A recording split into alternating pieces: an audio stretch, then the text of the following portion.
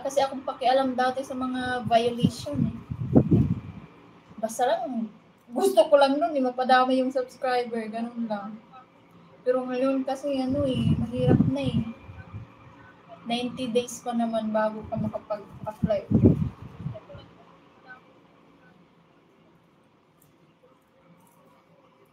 Sa magikan ng mga libag. Uy, wait lang pa. Isali ko yung kilikili ko.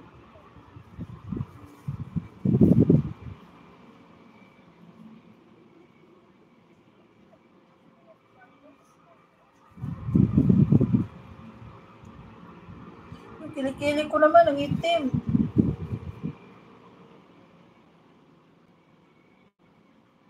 Nangyari dito. Dahil siguro to sa deodorant.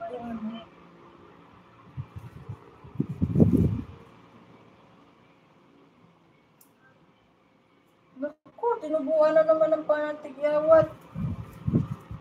Kaya pala sakit.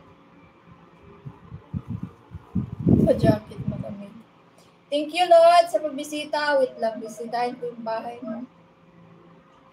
Bikitan mo yan si Ate Sai na legit yan. Mag-comment ka lang doon sa bahay niya para madagdagan yung subscriber mo.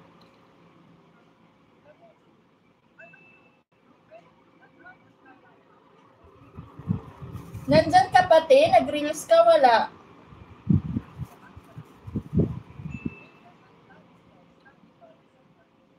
Bakit yung mga iba, malaki din yung kita nila sa reels? Nag-reels na din ako. Binuhay ko yung page ko. Di man ako nakasahod dyan sa Facebook. Dami ko na ng followers. Oh. Mag 100k na. Hindi man ako nakasahod dyan. Pinabayaan ko yung page na yan eh. Ng 3 years. Sabay yan ginawa ko yung YouTube at saka page na yan. Pinabayaan ko dahil na puro violation. Hindi man ako nakasahod dyan. Daming violation yan dati. 18 ka violation. Pinabayaan ko. Dami rin kasing sa Facebook, dami yung litira, dami yung chismosa. I-report ka nila. Pag magpo-post-post ka doon ng sexy. Alam mo naman sa Facebook, na doon lahat ng mga chismosa mong kapitbahay, mga kamag-anak mo. The Lord!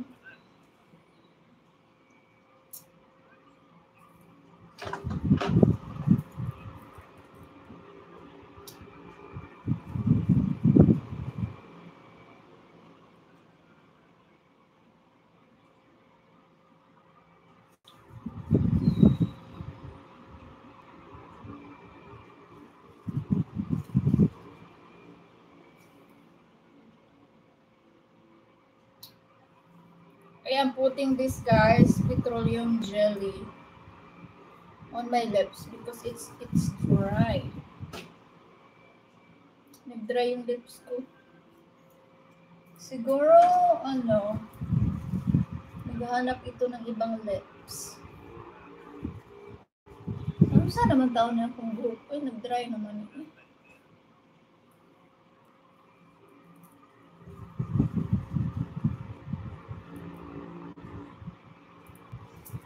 Wait lang. Punta na naman tayo dito sa parlor next time. Na-dry na yung ating hair. Need maintenance na.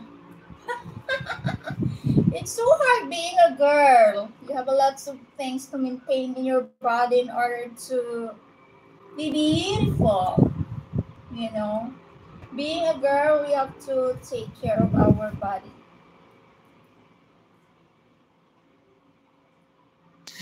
So we will be presentable as always. Pretty as always. Love yourself, girls. No matter how busy you are, don't forget to take care of yourself. No matter what. You have to be beautiful as always. Beautiful inside and out.